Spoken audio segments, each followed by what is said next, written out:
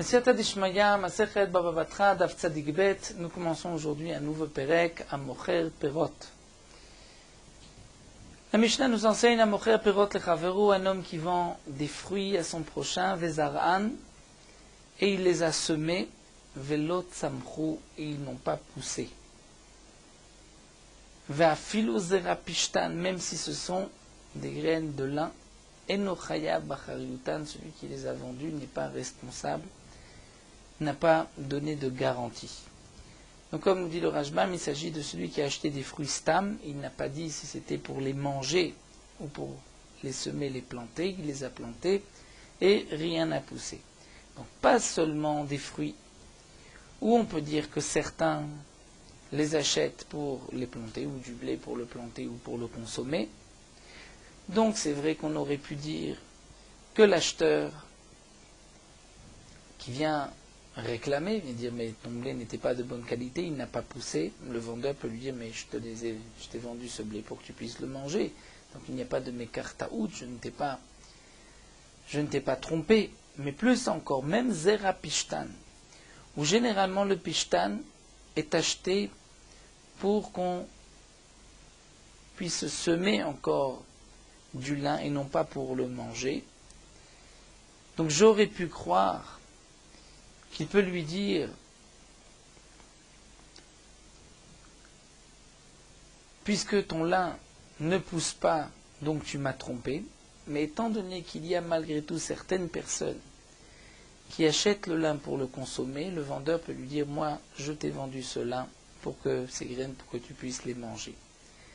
Pour tout ce qui est question de mammon, d'argent, comme nous allons voir, on ne va pas d'après la majorité, même si la majorité des gens, comme le lin, achètent pour semer ce lin, je peux dire, moi je pensais que tu voulais le consommer.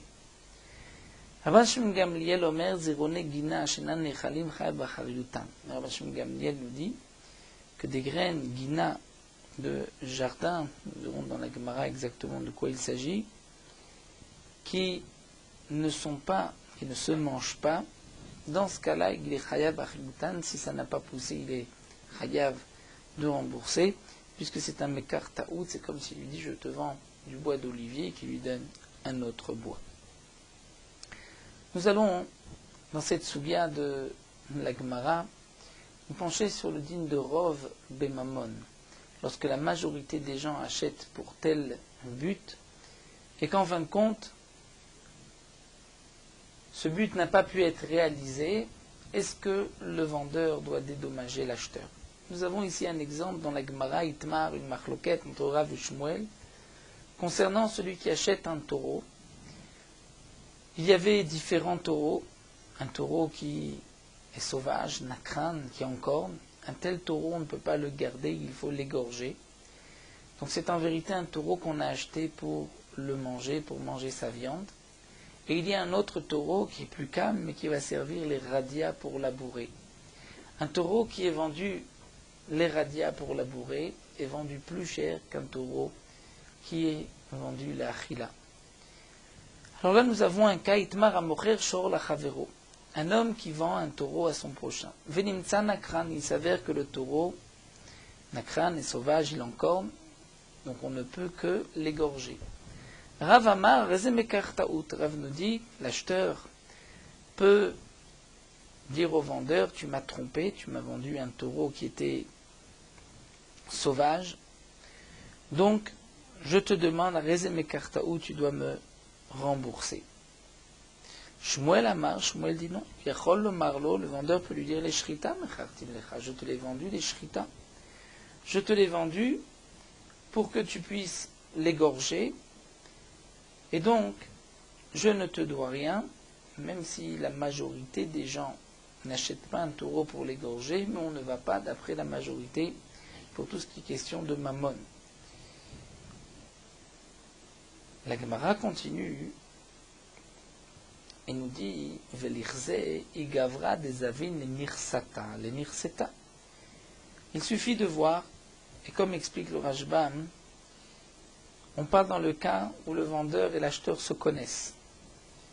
Donc si le vendeur et l'acheteur se connaissent, si la Gemara pose la question, mais dans le cas où ils se connaissent, il suffit de voir l'irze, igavra, si cet homme-là, des avines qui achètent, généralement achètent l'irseta pour égorger le taureau. Si cet homme achète généralement des taureaux pour les égorger, donc certainement là aussi, l'enirseta, lorsqu'il a acheté, c'est l'enirseta pour l'égorger. Et donc, dans ce cas-là, il ne devrait pas y avoir de machloket, tout le monde devrait être d'accord, même Rav, que ce n'est pas un mekar taout, puisque cet homme a l'habitude d'acheter l'enirseta pour égorger le taureau. Veil les radia, et si cet homme a l'habitude d'acheter un taureau pour labourer, alors les radia, certainement que ce taureau aussi a été vendu les radia, puisque le vendeur le connaît. Et si c'est un nakran, donc c'est un mekar taout, donc pourquoi Shmuel nous dit que ce n'est pas un mekar taout? Et la Gemara répond, Begavra des avin la achiv et la achiv. Le Rashbam rajoute et dit, un homme qui achète pour égorger, c'est un tabac, un boucher. Un homme qui achète pour labourer, c'est un homme des champs qui travaille la terre. Donc on va dire Begavra des amin la achiv et la achiv. C'est un homme qui est à la fois boucher et à la fois qui travaille la terre, donc qui achète parfois l'enirseta, parfois les radia. Donc on ne peut pas apporter de preuves de ses habitudes. La Gemara continue à dire il suffit alors de voir quelle somme a été payée. Puisque, comme explique le Rashbam, certainement que le prix d'un taureau qui est vendu pour l'Eshrita, l'égorger, ne vaut pas comme un taureau qui est l'Eradia pour labourer. Donc il suffit de voir la somme qui a été versée. Si, prenons un exemple, le Rashbam rapporte un cas où le taureau, l'Eradia vaut 20 dinarim et l'Eshrita vaut 10 dinarim. Lorsqu'il a payé 20 dinarim, et il s'avère que c'est un taureau qui est nakran, qu'on doit égorger, tout le monde sait qu'un taureau nakran ne vaut que 10 dinarim. Il a payé 20 dinarim. Donc en vérité, il voulait un taureau pour labourer. C'est ainsi, c'est un mekar taout. Quelle est la raison de Shmuel? Alors la Gemara répond l'otzricha de Aikar Bisra Vekam Betmei Radia. On parle ici dans le cas où le prix de la viande a augmenté et le prix d'un taureau pour l'égorger vaut autant que le prix d'un taureau pour labourer. Donc en vérité, le prix est le même. On ne peut pas voir à travers la somme qui a été payée quel était le but de cet achat. Mais là alors, nous dit la Gemara, nous avons une question. Si le prix est le même, alors qu'est-ce que réclame l'acheteur? Puisqu'après tout, il ne l'a pas trompé, Yachi lemay nafkamina. Et la Gemara répond, nafkamina leticha. Nafkamina, c'est celui qui va se fatiguer, celui qui va aller égorger, qui va aller vendre la viande. Donc Rav pense que c'est un mekar taout. Il peut lui dire, moi je t'ai acheté le taureau pour labourer, non pas pour l'égorger. Donc il s'agit d'un homme qui achète parfois pour cela, donc il n'y a pas de preuve ni de par ses habitudes, ni de par l'argent qu'il a payé, puisque c'est le même prix. Donc pour Rav, c'est effectivement un mekar taout. Pour Shmuel, ce n'est pas un mekar taout, puisqu'on ne tient pas compte de la majorité des gens. Il peut dire, moi je pensais que tu voulais un taureau, l'Eshrita, pour l'égorger. La Gemara continue avec une question encore technique, Echidame. Pourquoi va-t-on dire que c'est un mekar taout? Mekar taout, c'est qu'il doit rendre l'argent qui a été payé. Nous dit la Gemara, on peut imaginer un cas, idélekal ishtalo memine. Peut-être que le vendeur qui a reçu l'argent n'a plus cet argent aujourd'hui, il l'a dépensé. Donc il n'a plus d'argent. Si c'est dans ce cas-là que Rav viendrait nous dire à Rezé Mekar Taout, on ne comprend pas. Puisqu'après tout, étant donné que le vendeur n'a pas d'argent, alors l'acheteur devrait au moins garder le taureau et se faire payer par le taureau. Léakev Toura Bezouzé, il devrait garder le taureau comme paiement. D'Amri Inche, puisque les gens ont l'habitude de dire, on apprend un pasouk, Masret Babakaman, dit le Rashbam, Min Mare Reshtach, celui qui te doit de l'argent, Pare Efra, c'est-à-dire prends même du soubin, même du son, c'est-à-dire si quelqu'un te doit de l'argent, prends ce qu'il a à te donner. Même si ce n'est pas de l'argent, prends même ce qui vaut de l'argent. Donc, la Gemara pose la question, si le vendeur, lui, n'a plus d'argent, donc quelle est la question qui se pose, Mekartaout, pas Mekartaout? L'acheteur va faire une saisie, va garder le taureau, il va ainsi se faire payer, donc pourquoi Mekartaout?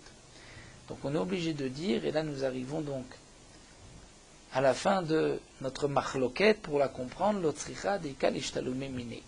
On parle du cas où le vendeur a de l'argent. Et là, vient apparaître la machloket entre Rav et Shmuel. Rav amar ezo mekartaout. Rav nous dit que c'est un mekartaout, c'est une erreur. La vente doit être annulée. Pourquoi? Parce que Batar Rouba Asdinan, on va d'après la majorité. Verouba, les radiasvin et la majorité des gens qui achètent un taureau, c'est pour labourer leur champ. Shmuel amar lecha, Shmuel dit non. Qui Asdinan Batar Rouba, dans quel cas on va d'après la majorité? Beisoura, lorsqu'il s'agit d'un issour. Comme nous dit le Rashbam, le fameux din des Tesha Chanouyot, des 9 magasins. Nous avons 9 magasins qui vendent de la viande cachère et un magasin qui vend de la viande non cachère. Lorsque nous avons trouvé un morceau de viande en dehors des magasins, on va dire que ce morceau de viande provient de la majorité, donc d'un des 9 magasins cachères, et ce morceau de viande est cachère. Parce que c'est Beisoura. Mais Bemamona, l'eau. Lorsqu'il s'agit d'argent, Bemamona, on ne va pas d'après la majorité.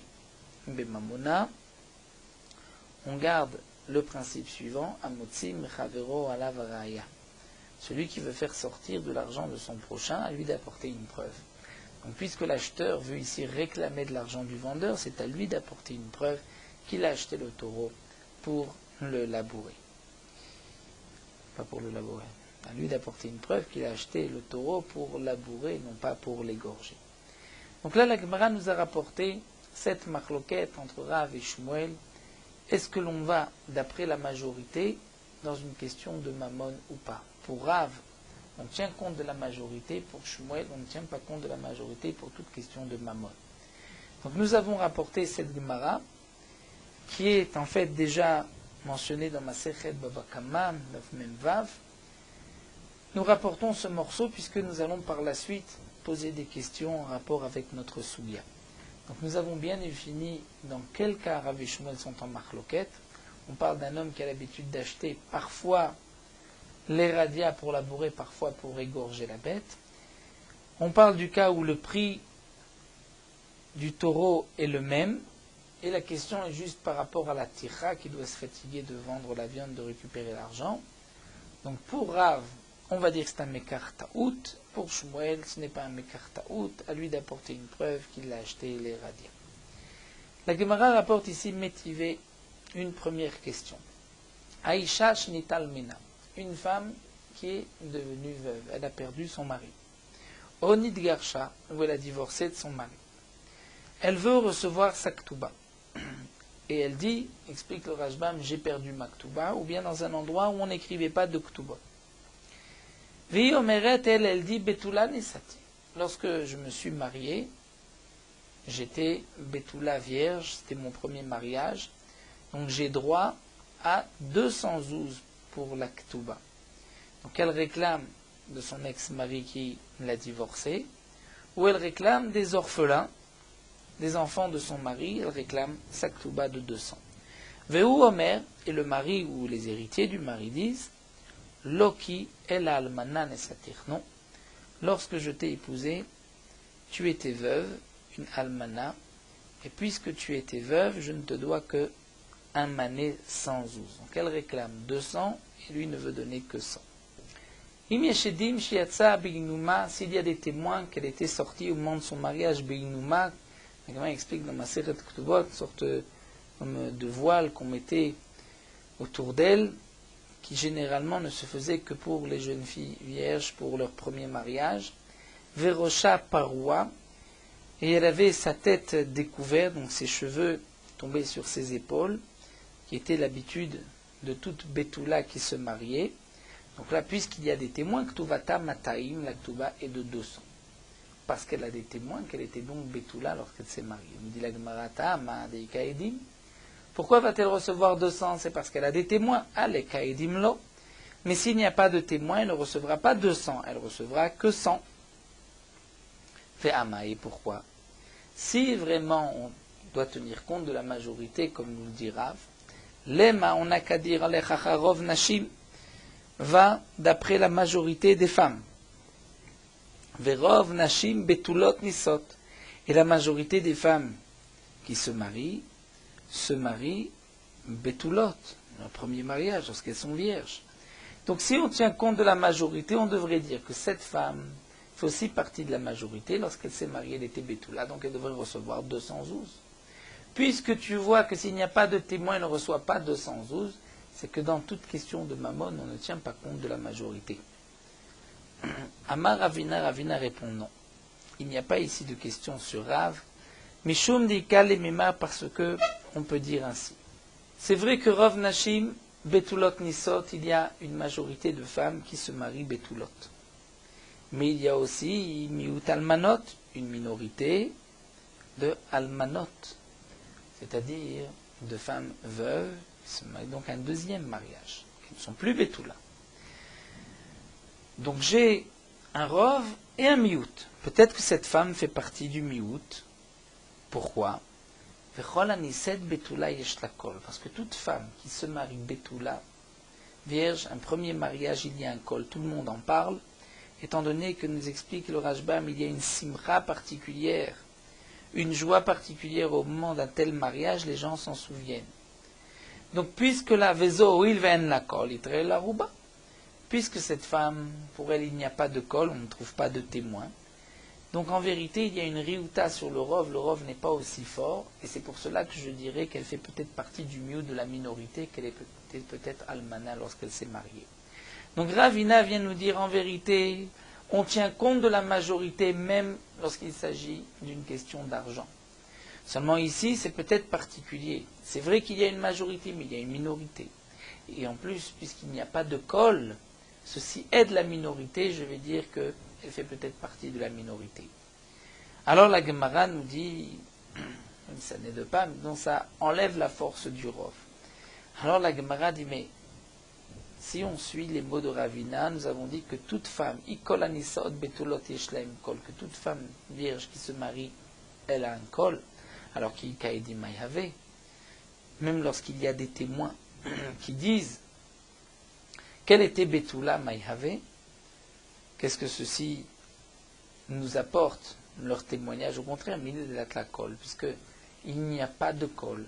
On voit que dans le milieu, personne n'est au courant, ne sait pas, il n'y a pas eu ce kol, est-ce qu'elle était Betula ou pas. Donc ça a déchiqueré, les témoins sont des menteurs. Ça a déchiqueré nous, donc comment tu peux tenir compte des témoins? Et là, alors l'agma reprend non. Ravina a voulu dire, Rov anisot betulot yesh laim kol. En vérité, on va dire ainsi, la majorité des femmes qui se marient sont Betulot. Il y a une minorité de Almanot.